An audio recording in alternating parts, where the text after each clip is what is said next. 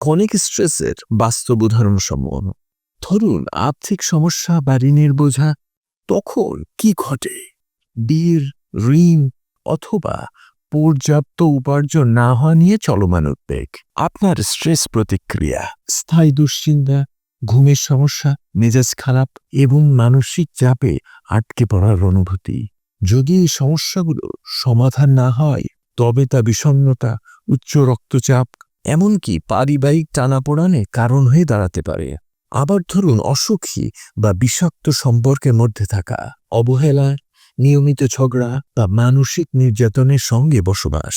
আপনার স্ট্রেস প্রতিক্রিয়া, প্রতিদিন চাপা ভয়, উত্তেজনা, মানসিক ক্লান্তি অনুভব করা। ফলাফল, আত্মমর্যাদা কমে যায়, উদ্বেগ বেড়ে যায়, আর দীর্ঘমেয়াদে শরীর মন দুটাই দুর্বল হয়ে পড়ে। কেন ক্রনিক স্ট্রেস এতটা ক্ষতিকর? অ্যাকিউট স্ট্রেসের মতো এটি সময় পার হওয়ার পরেও দেহকে আর স্বাভাবিক অবস্থায় ফিরতে দেয় না।